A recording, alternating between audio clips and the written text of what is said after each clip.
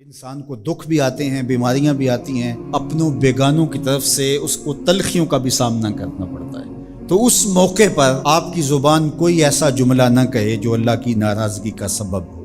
غم تو پہنچتا ہے اور غم سے انسان متاثر بھی ہوتا ہے۔ یہ تو نہیں ہے کہ ایک تکلیف پہنچے۔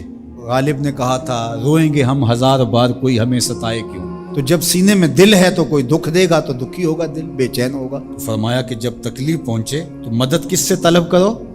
صبر سے، کہ اللہ مجھے توفیق صبر دے۔ روایت ہے کہ سلمان رضی اللہ تعالی عنہ حاضر ہوئے اور ان کے چہرے کے اوپر کوئی ایسے آثار تھے کہ جس طرح بہت بڑی پریشانی ہو۔ تو ان کو کہا کہ تمہارا جو دکھ ہے وہ اس کو کہو جو دکھ کا مداوع کر سکتا ہے، غم اسے کہو جو غم خار ہو، جو غم خار ہی نہ ہو اسے غم کہنے کا فائدہ۔ بعض اوقات لوگ خام خواہ بے چین ہوتے کہ میں کوئی پوچھے تمہیں کیا ہے، چہرے کے اوپر جو ہے وہ خشونت سجائے، چہرے کے اوپر جو ہے وہ اداسی سجائے۔ آپ کو صدمہ پہنچے تو بعض اوقات ٹھیک ہے، انسان بے بس ہو جاتا ہے، اس کے چہرے بچھرے سے اس کا ظہور بھی ہوتا ہے، لیکن کچھ ایسی چیزیں جو چھپائی جا سکتی ہیں اس کو چھپائیں۔ ہنس کے پی جا تلخی ایام کو ناصر، غم کے سہنے میں بھی قدرت نے مزہ رکھا ہے۔ غم برداشت کریں، اندر اتارو نہیں اس کو، اس کا اجر رکھا گیا ہے، اس کا صلہ بتایا گیا ہے۔ تو ہر چھوٹی چھوٹی بات کو لوگوں سے شیئر کرنا یہ نہیں ٹھیک ہے۔ کبھی آپ کوئی ایسی بات ہو آپ کر بھی سکتے ہیں، لیکن ہر وقت جو ہے وہ اکتائے ہوئے رہنا اور میں پریشان ہوں، میں پریشان ہوں، میں دکھی ہوں، میں دکھی ہوں، تو کیا وہ دکھ ختم ہو جائے گا؟ لوگ مہندی سجائیں گے تیرے لہو سے، لوگ مہندی سجائیں گے تیرے لہو سے، زخم دل کے نہ دکھاؤ کسی کو۔ لوگ تو اس سے طرح مذاق بھی اڑائیں گے، اور جب تم ہنستے ہو تو زمانہ تمہارے ساتھ ہنستا ہے، اور جب تم روتے ہو تو زمانہ تمہارے ساتھ نہیں روتا۔ اس لیے یہ آنسو بڑے قیمتی ہیں، وہی بہاؤ جہاں شان کریمی موتی سمجھ کے چن لے۔ یوں ضائع نہ کرو، یوں ان کو برباد نہ کرو، لوگوں کے سامنے رسوا نہ کرو اپنے آپ کو۔ تو صبر کے دامن کو تھامو، ایک تو تلقین یہ کی گئی، اور دوسرا کہا والصلاۃ، اور نماز کے ساتھ اللہ سے مدد طلب کرو۔ حضور علیہ السلام جب بھی کسی مشکل میں مبتلا ہوتے تو حضور نماز کے لیے کھڑے ہو جاتے، اور میں نے خود کئی مرتبہ تجربہ کیا ہے، جب کوئی تکلیف پیدا ہو تو آپ نماز پہ کھڑے ہو جائیں، تکلیف میں تخفیف پیدا ہو جاتی۔ اور بدر سے سخت دن کیا ہو سکتا تھا جب کافر پورے لاؤ لشکر کے ساتھ آ گئے، اور حضور کے لیے عریش ایک چھپر بنا دیا گیا، اور آقا کہیں وہاں مصلی بچھائے ہیں اور رب کے حضور کھڑے ہیں۔ مشکل کے وقت جب کوئی سبب نہ رہے تو اس کے حضور آ جاؤ، وہ تمہاری ضرورتوں کا کفیل ہے۔ وَإِنَّهَا لَكَبِيرَةٌ إِلَّا عَلَى الْخَاشِعِينَ، اور یہ بہت بھاری ہے نماز پڑھنا اور صبر کرنا، لیکن جو اللہ کا خوف سینے میں پالنے والے لوگ ہیں، رکھنے والے لوگ ہیں، ان کے لیے مشکل نہیں ہے۔ بچے کو صبح اٹھائیں آپ نماز کے لیے تو وہ اٹھتا ہی نہیں ہے، بار بار کہہ کے اس کو اٹھانا پڑتا ہے، اور اس نے سوات کی سیر کے لیے جانا ہو اور دوستوں کو ٹائم دیا ہو، تہجد کے وقت ہی تیار ہو کے بیٹھ جاتا ہے۔ اس کا مطلب ہے کہ اس کو نماز کا شوق نہیں ہے، اس کا شوق تھا، جس کا شوق تھا اس کے لیے اٹھنا بھاری نہ ہوا۔ میرے والد گرامی سے کسی نے کہا جی جاگ نہیں آتی، تو فرمانے لگے صبح منڈی جانا ہو تو جاگ آ جاتی ہے، کچہریوں میں تاریخ ہو تو یاد آ جاتی ہے۔ منڈی جانا یہ تمہاری بدنی ضرورت ہے، بچوں کے پالنے کے لیے، اپنی ضرورت کے لیے۔ کچہریوں میں جانا خوف ہے، نہ گیا تو میرے خلاف فیصلہ ہو سکتا ہے، تو تمہیں نہ امید ہے اللہ سے اور نہ اس کا خوف ہے، تو پھر کیسے جاگ آئے؟ اور کسی نے کہا کہ حضور نماز پڑھنا چاہتا ہوں، جاگ نہیں آتی۔ اللہ اکبر، کہنے لگے ارادہ اگر پکا ہو تو نیند نہیں آتی، بار بار اٹھ کے ٹائم دیکھتے ہیں وقت تو نہ گزر جائے۔ اللہ اکبر۔ تو فرمایا یہ بھاری ہے لیکن خاشعین کے لیے بھاری نہیں ہے۔ خشیت خدا سینے میں نہیں ہے، اللہ کا خوف سینے میں نہیں ہے، تو واقعی صبح کا اٹھنا بہت زیادہ بھاری ہے، بہت زیادہ مشکل ہے، لیکن جو خشیت والے ہیں ان کے لیے مشکل نہیں ہے۔ یہ مان لیا کہ صبح کا اٹھنا، سحری کا اٹھنا نفس پہ شاک ہے، لیکن اگر کسی کی زندگی کی لذت اس میں رکھ دی گئی ہو، اللہ اکبر، تو پھر اس کے لیے مشکل تو نہیں ہوگا۔ راہ خدا میں تکلیف اٹھانا مشکل صحیح، لیکن زندگی کا سرور اس میں رکھ دیا گیا۔ وہ مزہ دیا تڑپ نے، میری آرزو ہے یا رب، میرے دونوں پہلوؤں میں حمزہ کا ایمان لانا کوئی معمولی واقعہ نہیں تھا۔ جس طرح مسلمانوں میں خوشی کی لہر دوڑ گئی تھی تو کفار کے اندر یہ خبر ایک بجلی بن کے گری، تو وہ بھی دارالندوہ میں بیٹھے اور سوچنے لگے کہ اب کیا کیا جائے۔ آج ایک حمزہ بن عبد المطلب گئے ہیں، کل کوئی اور چلا جائے گا تو یہ تو طاقتور ہو جائیں گے۔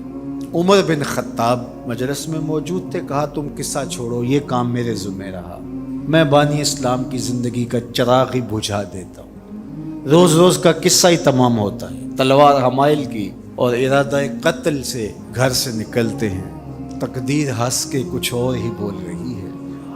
سودا لینے کے لیے بازار گئے، سودا لینے کے لیے بازار گئے، ہاتھ اس کے بکے جس کے خریدار گئے. تلوار حمائل کی ہے، بانی اسلام کی زندگی کا چراغ بجھانے کی آرزو ہے. گھر سے نکلتے 22 سال کی عمر ہے، جوانی ہے، بانکپن ہے، چہرے پہ جلال ہے. خطاب کا جری جواں بیٹا ہے. راستے میں ایک صاحب ملے، دیکھا اور کہا کہ کیا تیور ہیں اور ارادے کدھر کے؟ کہا چراغ اسلام بجھانے جا رہا ہوں. کہا اس کی روشنی تو تمہارے گھر میں بھی پہنچ گئی ہے. پوچھا کیا ماجرا ہے؟ کہا تمہاری بہن فاطمہ بنت خطاب اور تمہارے بہنوئی سعید وہ بھی اس آقا کے غلام بن گئے.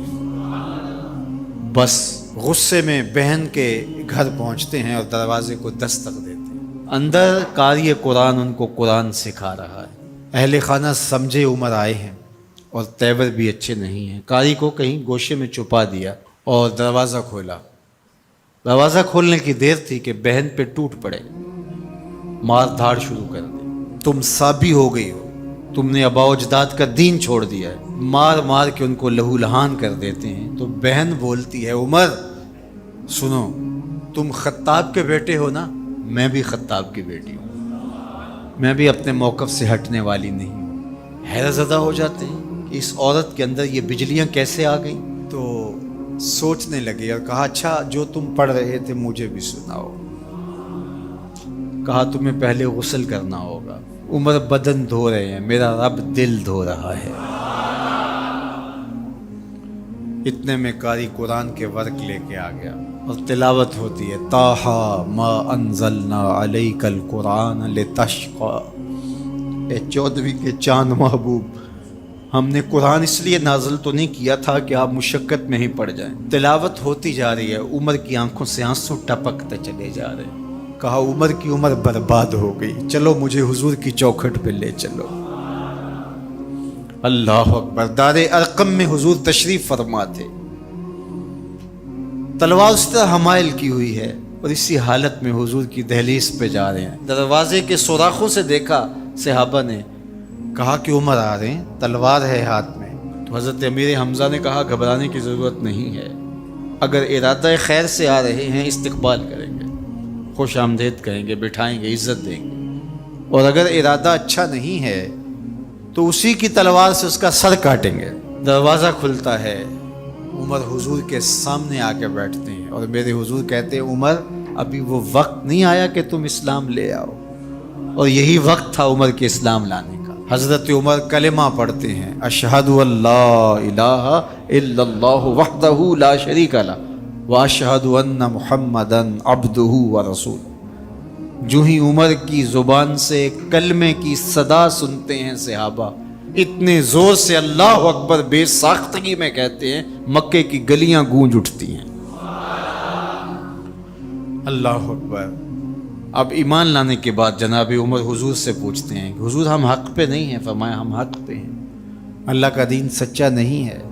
کہا اللہ کا دین سچا ہے. کہا کہ آپ اللہ کے سچے رسول ہیں. فرمایا ہاں میں اللہ کا سچا رسول ہوں.